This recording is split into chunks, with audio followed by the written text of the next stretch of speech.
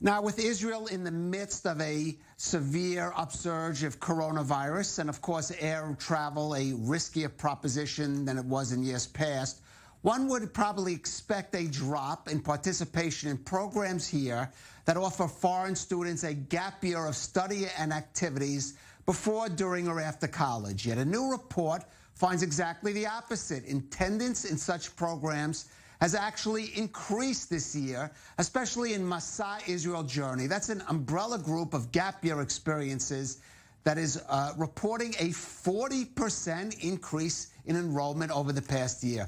Well, joining us now is Ofer Gutman. He is the acting CEO of Masa Israel, and he joins us from the town of Kiryat Tivon. And Sophie Goldberg, she's a participant in Masa Israel, and she joins us from here in Tel Aviv. Ofer, let's start with you. Maybe give us a few more numbers about the enrollment, and why do you think, or why are you hearing that those numbers are actually up? Well, we've been active for many years. Masa is bringing people for immersive experiences for the last 16 years, from two months to a year. We have people coming from 60 different countries, and since we were established by the government and the Jewish Agency, we brought about 160,000 people from around the world. But this summer we did, and we're still having this huge increase with our number of participation from our internship and study, and mainly our gap year programs. People that are, because of the situation, decide that they don't want to go to a school online. Most of the schools, as you know, in the US and the UK went in on Zoom. And people say, we don't want to waste a year, we're deferring it.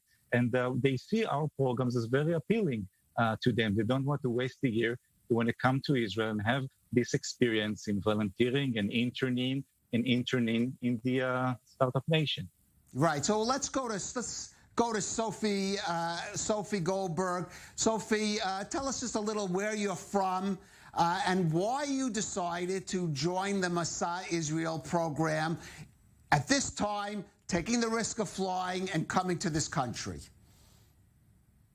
Absolutely. Well, first of all, I'd just like to say thank you so much for having me. Mr. Gutman, especially, I feel very blessed to be able to be in Israel right now. I'm from Denver, Colorado, which is in the United States. And I came to Israel, much like Mr. Gutman said, wanting to have a fulfilling and meaningful year. I was accepted to Dartmouth College, which is an Ivy League school in the East Coast.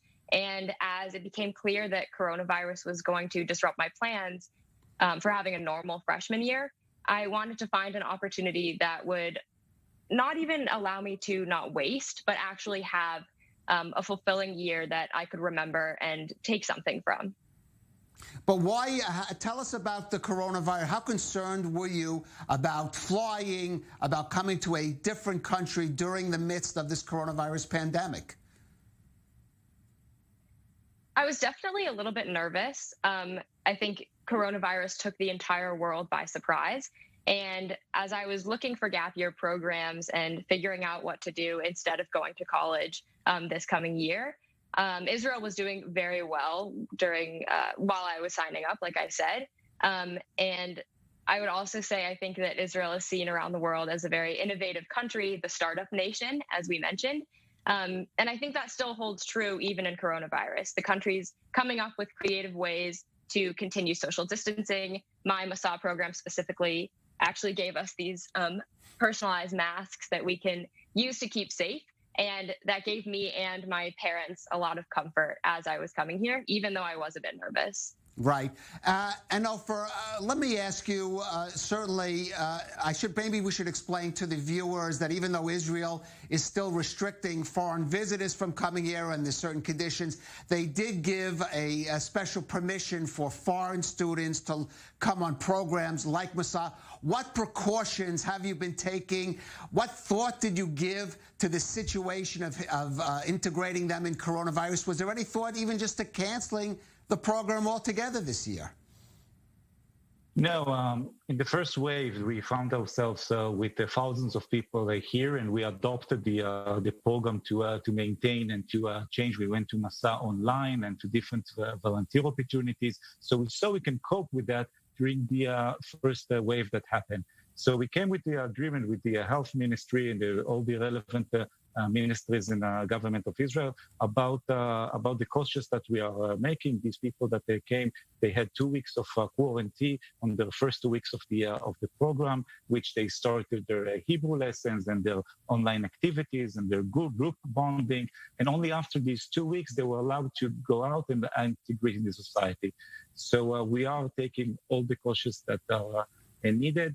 And every program has their security guy and a lot of staff people and their team that is there for all the participants regarding what they need.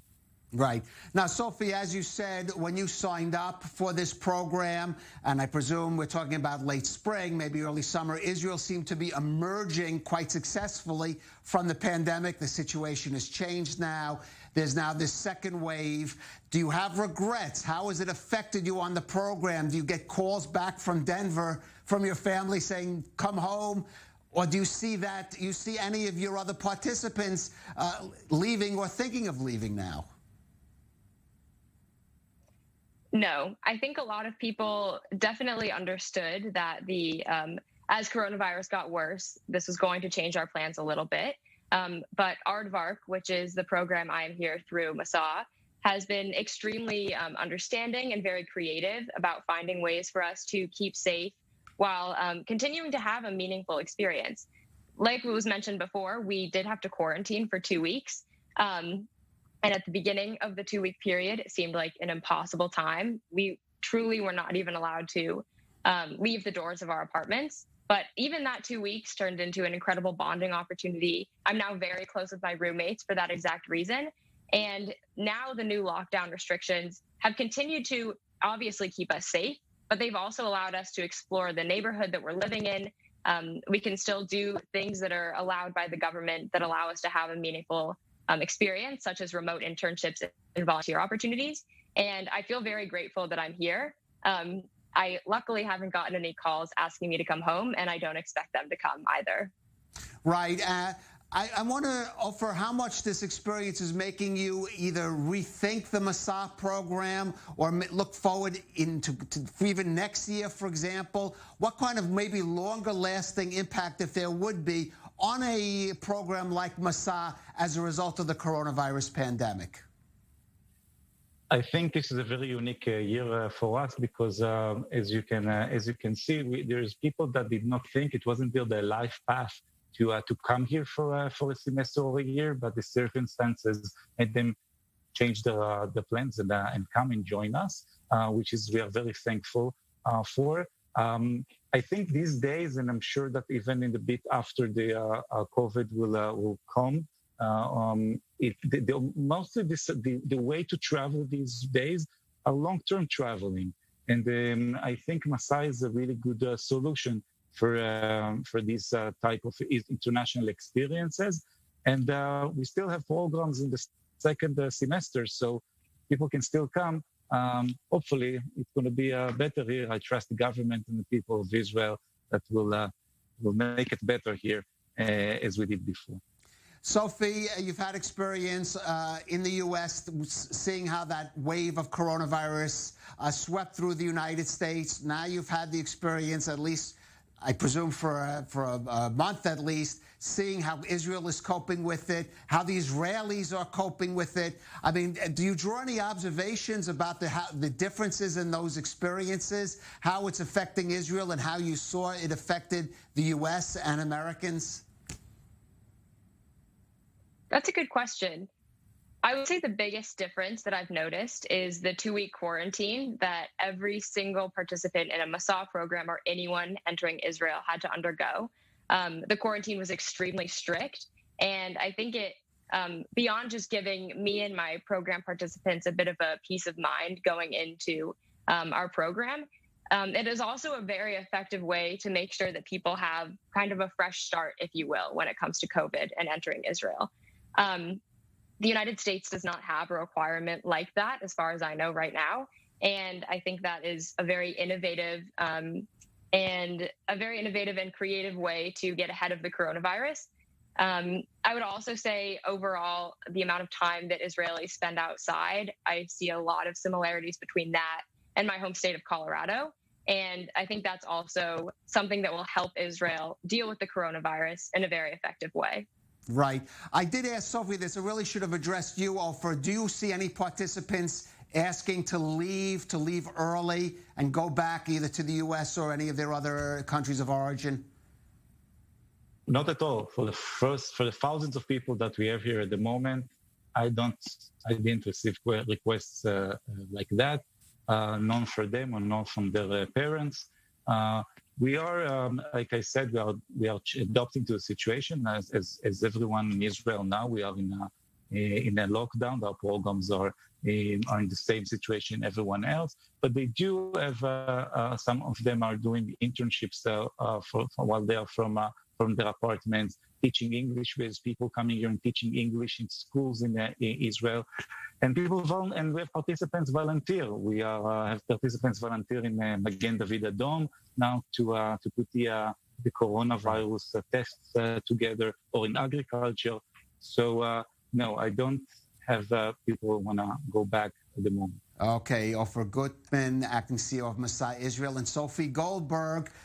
Good luck going forward in your year in Israel, and hopefully things will slightly change for the better in terms of the coronavirus situation. And thank you so much.